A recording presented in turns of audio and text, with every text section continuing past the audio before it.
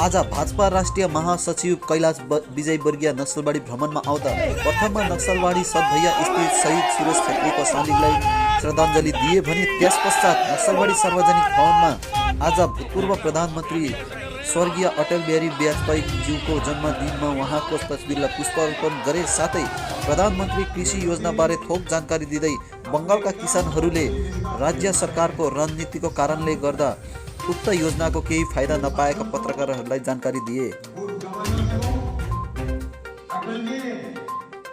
बंगाल का दीदी तो इस कृषि बिल को तो विरोध कर रहे हैं। देखिए, आज मैं जिस स्थान पर खड़ा हूँ ये नक्सलबाड़ी है। किसानों के उद्धार के लिए यहाँ से लाल क्रांति प्रारंभ हुई थी। आज मुझे आश्चर्य हुआ जब मुझे केसरिया तिलक लगाकर बहनों ने स्वागत किया। यहाँ पर अब केसरिया क्रांति है, क्योंकि मोदी जी के नेतृत्व में जिस प्रकार देश का विकास हो रहा है, किसानों के लिए कृषि सुधार बिल आया है। ये कृषि सुधार बिल किसानों के हित के लिए है। प्रधानमंत्री ने आज ऐतिहासिक काम किया। 9 करोड़ किसानों के खाते में 18,000 करोड़ रुपया सीधा भिजवा दिया। अभी 1 घंटे के अंदर हमारे सामने, पर बंगाल का किसान इससे वंचित है, क्योंकि दीदी कहती है कि पहले मेरे खाते में पैसा डालो। क्यों दीदी के खाते में क्यों डालें? क्या वहाँ पर भी कट मनी चाहिए? जब सारे देश के किसानों के खाते में प्रधानमंत्री एक बटन दबाकर सीधा पैसा पहुँचा देते हैं, तो बंगाल के किसानों को क्यों वंचित किया गया? ये जो प्रश्न चिन्ह है, इसलिए कि यहाँ पर कट मनी वाले बिचौलिए हैं, इसलिए कि यहाँ पर सिंडिकेट के नेता हैं जो कृषि मंडी में किसानों की उपज खरीदने के नाम पर 5 से 6% तक कमीशन लेते हैं। ये बहुत दुर्भाग्य की बात है कि ममता जी राजनीति कर रही हैं पर किसानों का नुकसान कर रही हैं। सारे देश के किसानों के पास पैसा पहुँच रहा, पर बंगाल के किसानों के पास पैसा नहीं पहुँच रहा है। मैं समझता हूँ कि ये बहुत दुर्भाग्य की बात है।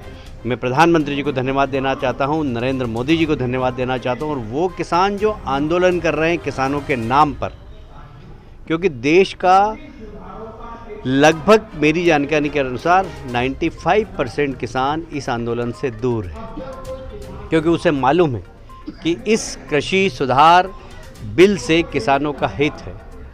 आज MSP समाप्त नहीं हो रही है, आज मंडियां समाप्त नहीं हो रही है, किसानों को एक विकल्प मिला है। किसान चाहे तो MSP पर मंडी पर अपना अनाज बेच सकता है, अपना उत्पादन बेच सकता है, पर यदि उसे ज़्यादा भाव में मंडी के बाहर खरीदार मिलता है तो वो उसको भी बेचने का उसको विकल्प मिल गया। इससे आपने अभी देखा जो वीडियो दिखाया गया कि किसानों ने पिछले साल की तुलना में डबल कीमत पर, 2.5 गुना कीमत पर शकरकंद अहमदाबाद में बेचा। तो ये किसानों का विकल्प खुल गया है। किसानों की आय दोगुनी हो, इसमें यह कृषक सुधार बिल बहुत महत्वपूर्ण भूमिका अदा कर रहा है। ये आंदोलन करने वाले लोग कहाँ से जुड़े हैं, किस प्रकार आंदोलन कर रहे हैं किसानों के नाम पर, ये देश को समझने की बात है। देश का किसान, आम किसान इस आंदोलन से जुड़ा हुआ नहीं है, वह इस कृषि सुधार बिल से खुश है। तो बंगाल का किसान को क्या होगा? कुछ भी तो नहीं मिला। ये सरकार जब भारतीय जनता पार्टी की आएगी यहाँ पर, तो पुराना पैसा भी किसानों को देने के लिए केंद्र सरकार को दबाव डालेगी। लगभग 10,000 करोड़ रुपया बंगाल का अभी भी केंद्र सरकार के पास है। भारतीय जनता पार्टी की सरकार आएगी, इन सब किसानों को इनके सीधे खाते में पैसा डालेगी। देखिए, जब पैसा किसान के पास आएगा, किसान बीज खरीदेगा, वो बीज वाला बाज़ार में सामान खरीदेगा। आप समझ सकते हैं बंगाल की इकोनॉमी में 10,000 करोड़ रुपए का कितना महत्व है। पर दीदी अपने सत्ता के अहंकार के कारण पश्चिमी बंगाल के किसानों का कितना नुकसान कर रही है, व्यापारियों का कितना नुकसान कर रही है, ये समझने वाली बात। दीदी बोल रही है हम